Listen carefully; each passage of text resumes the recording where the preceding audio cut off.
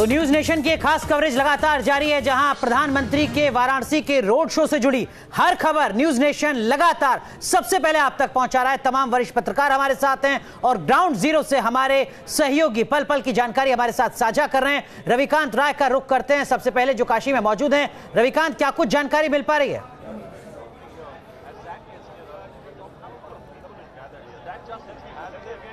अनुराग, इस वक्त जो है इंतजार सिर्फ प्रधानमंत्री का किया जा रहा है और तस्वीरें आपको दिखाएं। आप देखिए किस तरीके से यहाँ पर भीड़ है और जो समर्थक हैं वो एक झलक पाने के लिए बेताब हैं और इन सब के बीच में सिक्योरिटी घेरा बना दिया गया है। प्रधानमंत्री की गाड़ी सीधे यहाँ तक आएगी और अब से कुछ ही देर पहले जो प्रदेश अध्यक्ष हैं महेंद्र नाथ पांडे वो भी यहाँ पर पहुंचे और केंद्र सरकार के कई बड़े मंत्री, सारे प्रवक्ता और भी एक तरीके से कहें तो बीजेपी ने अपनी पूरी ताकत झोंक रखी है इसे एक मेगा इवेंट बनाने में, भव्य बनाने के लिए। और जितने भी समर्थक हैं अलग अलग राज्यों से वो यहाँ पर पहुंचे हैं। तो फिलहाल इंतजार प्रधानमंत्री नरेंद्र मोदी के यहाँ पर पहुंचने का किया जा रहा है और जैसे ही वो यहाँ पर पहुंचेंगे मदन मोहन मालवीय की जो प्रतिमा है उस पर माल्यार्पण करने के बाद जो प्रधानमंत्री का रोड शो है वो प्रारंभ हो जाएगा। तो जहां तक आपकी नजर जाएगी हर तरफ बीजेपी के बैनर और पोस्टर दिखाई देंगे और इसके अलावा मैसिव सिक्योरिटी अरेंजमेंट यहां पर किया गया है ताकि किसी भी तस्वीरों में दिखाई दे रहा है और आप बता भी रहे हैं। लेकिन अब से थोड़ी देर पहले आपकी एक रिपोर्ट जो हम तक पहुंची है वो अपने दर्शकों को जरा दिखा देते हैं कि पीएम मोदी का रोड शो अभी कुछ ही देर में शुरू होने वाला है। लेकिन उससे पहले बीएचयू से और क्या जानकारी है, रविकांत ने रिपोर्ट भेजी है, वो आपको दिखाते हैं। अब से कुछ देर पहले की रिपोर्ट। अब बस इंतजार प्रधानमंत्री नरेंद्र मोदी के आने का है। सबकी निगाहें टिकी हुई हैं कि जैसे ही प्रधानमंत्री नरेंद्र मोदी यहां पर पहुंचेंगे उनका रोड शो यहां से प्रारंभ होगा।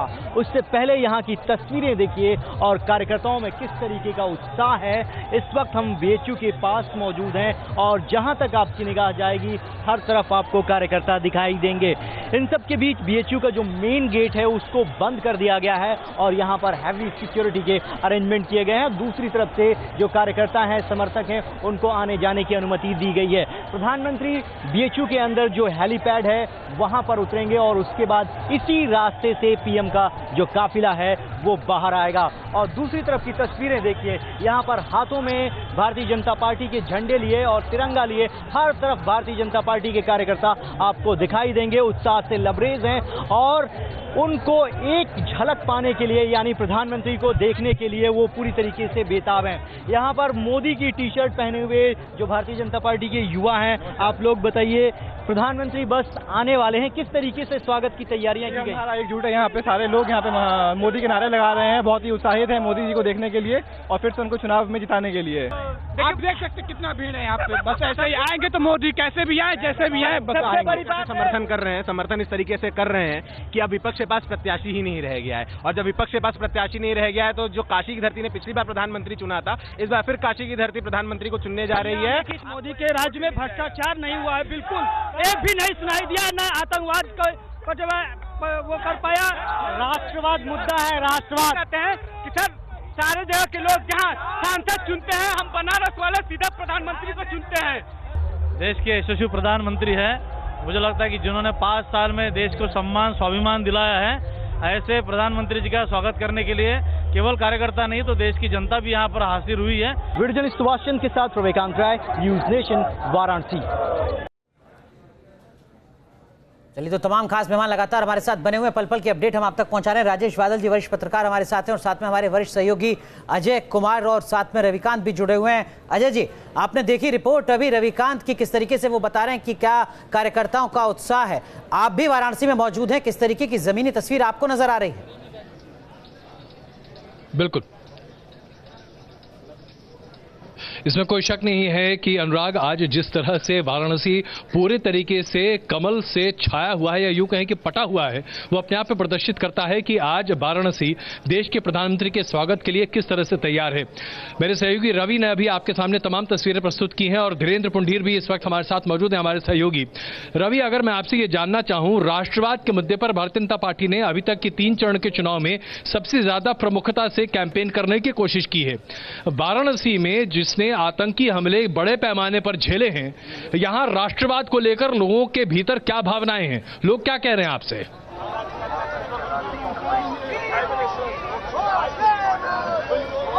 अजय जी, यहाँ पर जितने भी समर्थक आए हैं, जो बनारस की जनता है, उनसे हमने पूछा कि इस बार के चुनाव में राष्ट्रवाद कोई मुद्दा है या नहीं, तो सीधे तौर पर उनका ये कहना था कि हम वैसी सरकार चाहते हैं जो प्रबल हो और आतंकवादियों को मुंहतोड़ जवाब देने में सफल हो। ऐसी सरकार को चुनना चाहते हैं। और तस्वीरें यहाँ की लगातार इस बात की गवाही दे रही हैं कि प्रधानमंत्री नरेंद्र मोदी की जो लोकप्रियता है वाराणसी में अपने कार्यकर्ताओं के बीच में, वो इस बार उभर कर सामने आ रही है। और वो ये कह रहे हैं कि इस बार के चुनाव में वो एक सांसद नहीं चुनने जा रहे हैं, देश का प्रधानमंत्री चुनने जा रहे हैं। तो बनारस की जनता ये अपने लिए गर्व महसूस कर रही है कि राष्ट्रवाद इस बार के चुनाव में भी एक मुद्दा है। और जैसे ही प्रधानमंत्री नरेंद्र मोदी यहाँ पर पहुंचने वाले हैं, ये भी जानकारी मिली है कि जो यहां से पूरा काफिला गुजरेगा, सड़क के दोनों तरफ भारतीय जनता पार्टी के कार्यकर्ता मौजूद रहेंगे और किसी फिल्मी सीन की तरीके से जो गुलाब की पंखुड़ियां हैं वो प्रधानमंत्री नरेंद्र मोदी के ऊपर फेंकी जाएंगी। कार्यकर्ताओं का पूरा हुजूम है और यहां पर देखिए सिक्योरिटी इस तरीके से बढ़ा दी गई है, जैसा लग रहा है कि अब से कुछ ही देर बाद प्रधानमंत्री नरेंद्र मोदी यहां पर पहुंच जाएंगे और यहां से जो रोड शो है वो प्रारंभ होगा और सीधे वो दशाश्वमेध घाट पहुंचेगा, जहां पर प्रधानमंत्री गंगा आरती में हिस्सा लेंगे और उसके बाद देर शाम जो बनारस के प्रबुद्ध लोग हैं उनसे वो मुलाकात करने वाले हैं। जी, राजेश बादल जी भी हमारे साथ मौजूद हैं। राजेश जी, अगर आप देखें 2014 की विजय यात्रा जो प्रधानमंत्री नरेंद्र मोदी जी की थी, जब वो गंगा घाट पर पहुंचकर आरती, दशाश्वमेध घाट पर उन्होंने गंगा आरती की थी, वो तस्वीरें आज भी हम सबों के जहन में बहुत ताज़ा हैं। वाराणसी के लोगों के लिए ये तस्वीर अपने आप में बहुत महत्वपूर्ण है। गंगा का बेटा है, मां से मिलने आया है। क्या इस छवि को और प्रबलता के साथ अब भारतीय जनता पार्टी प्रस्तुत करेगी और इसका कितना बड़ा फायदा आपको पूर्वांचल के सभी उन सीटों पर, 39 सीटों पर होता दिखाई देता है? क्योंकि अगर पूर्वांचल की राजनीति की बात करें तो उसका केंद्र है वाराणसी। देखिए अजय जी, निश्चित रूप से अभी भी उत्तर प्रदेश ही नहीं, कई राज्यों में जब चुनाव आते हैं तो वो चुनाव एक तरह से सार्वजनिक उत्सव का रूप ले लेते हैं। और जब उस इलाके के लोगों को मालूम हो कि उस शहर से एक प्रधानमंत्री चुनाव लड़ रहा है, तो आसपास के ज़िलों के लोग भी पहुंचते हैं, काफ़ी लोग पहुंचते हैं और वो एक इस अलग तरीके का एक मेले जैसा, जलसे जैसा माहौल हो जाता है।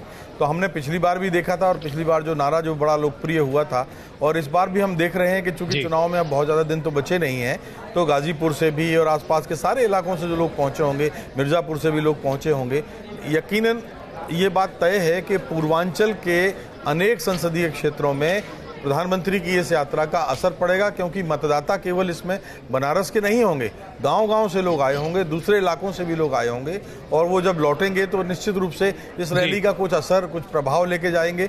दूसरी बात जो अभी सिंह साहब ने कहा था, मैं भी यही बात कहूँगा कि अगर एक प्रतिपक्ष एक कैंडिडेट उतारता, संयुक्त कैंडिडेट उतारता, शायद उसका कुछ असर हो सकता था, लेकिन ये ना होने से फिर एक बार विपक्ष बटा हुआ नजर आएगा और उसका लाभ निश्चित रूप से भारतीय जनता पार्टी को बहुत अच्छे तरीके से मिलेगा।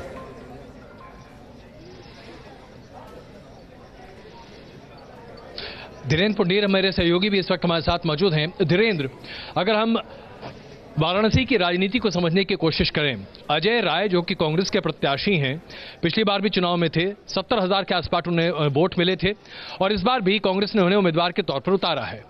क्या हम माने कि दरअसल कांग्रेस ये मान चुकी है कि वाराणसी में प्रधानमंत्री नरेंद्र मोदी के मुकाबले कोई कद्दावर उम्मीदवार खड़ा ही नहीं कर सकते? प्रियंका गांधी की चर्चा तो इतनी हुई, लेकिन प्रियंका गांधी नहीं तो कोई और तो बड़ा उम्मीदवार खड़ा हो सकता था। एक चैलेंजिंग पोजीशन में कम से कम कांग्रेस दिखाई तो दे सकती थी। या दरअसल ये वही माना जाए कि मानसिकता तय हो चुकी है, बड़े नेता हैं, चुनाव क्षेत्र तय है, लोग उन्हीं को चुनेंगे, कोई आवश्यकता नहीं है अपनी ताकत जाया करने की? देखिए अजय जी, पॉलिटिक्स में जो भी कांग्रेस ने अपनी स्ट्रेटजी बनाई हो, लेकिन वो यहाँ कम से कम वाराणसी में नहीं दिख रही है।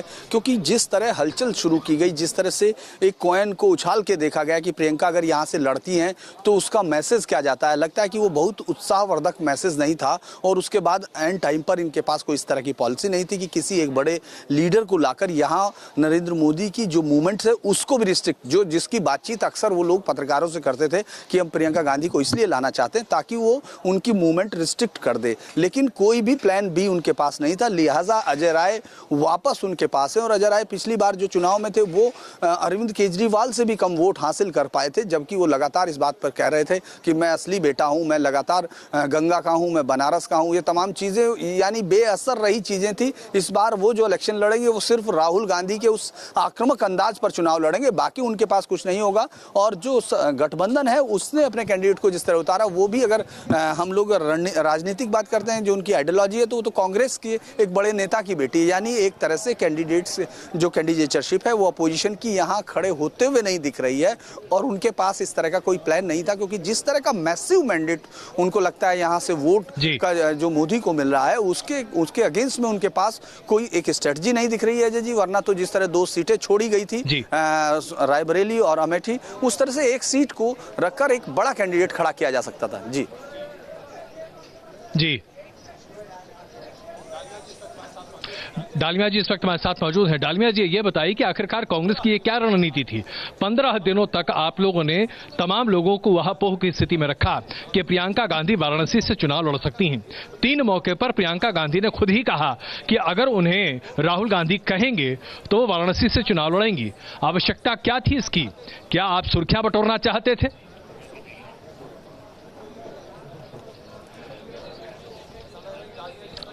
ऐसा लग रहा है कि डालमिया जी इस वक्त हमारे साथ नहीं है।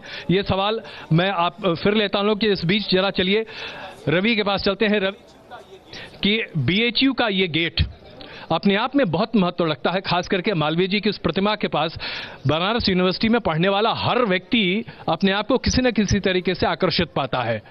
वहां से अपने रोड शो को शुरू करने का आज मतलब क्या निकाला जाए, खास करके अगर मोदी जी के इस रोड शो को देखें तो?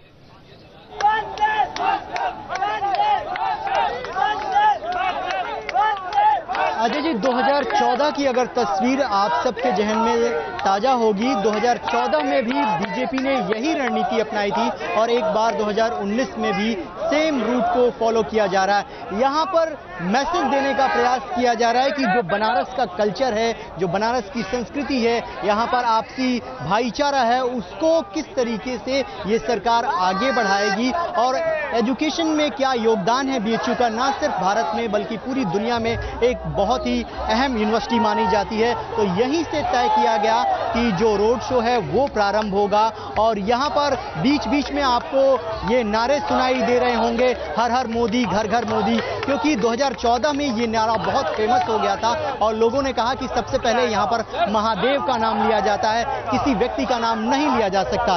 इसलिए इस बार जो कार्यकर्ता हैं वो कर रहे हैं कि हर हर महादेव और उसके बाद हर हर मोदी के नारे लगाए जा रहे हैं। तो ये एक बहुत ही सिंबॉलिक मैसेज देने का प्रयास किया जाता है भारतीय जनता पार्टी और उसकी रणनीति पूरी तरीके से किसी भी कार्यक्रम को एक इवेंट में तब्दील करने की होती है और कुछ ऐसा ही नजारा इस वक्त यहाँ पर देखने को मिल रहा।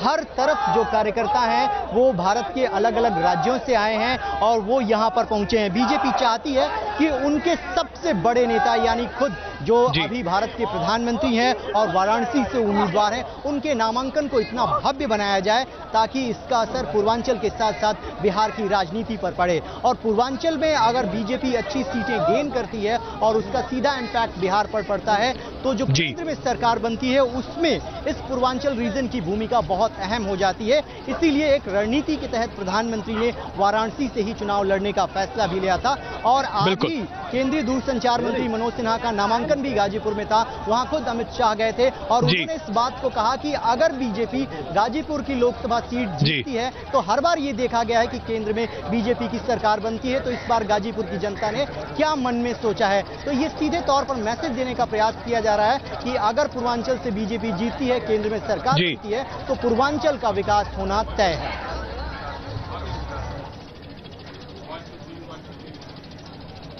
बिल्कुल, हम इस विशेष कवरेज पर लगातार बने हुए हैं। वाराणसी से पल पल की जानकारी हमारे तमाम संवाददाता और मैं आपके सामने प्रस्तुत करते रहेंगे। तो न्यूज नेशन की खास कवरेज लगातार जारी है। प्रधानमंत्री नरेंद्र मोदी का रोड शो अब से कुछ ही देर में शुरू होने वाला है, लेकिन उससे पहले खुद प्रधानमंत्री नरेंद्र मोदी ने ट्वीट किया है और इस रोड शो को लेकर जानकारी साझा की है। उन्होंने लिखा है, थोड़ी देर में काशी पहुंचने वाला हूं, लोगों से बात करने का मौका मिलेगा। प्रधानमंत्री नरेंद्र मोदी ट्विटर के जरिए संदेश दे रहे हैं, लोगों को हर हर महादेव कह रहे हैं। और हमारे साथ अमरनाथ अग्रवाल कांग्रेस से जुड़े हुए हैं। अमरनाथ जी, सवाल आप लोगों पे उठ रहा है कि भाई प्रियंका गांधी को लेकर आप लोगों ने माहौल तो बनाया, लेकिन आखिरी वक्त में अजय राही आप लोगों के लिए ऐसा लगा कि ठीक हैं, ऐसा क्यों?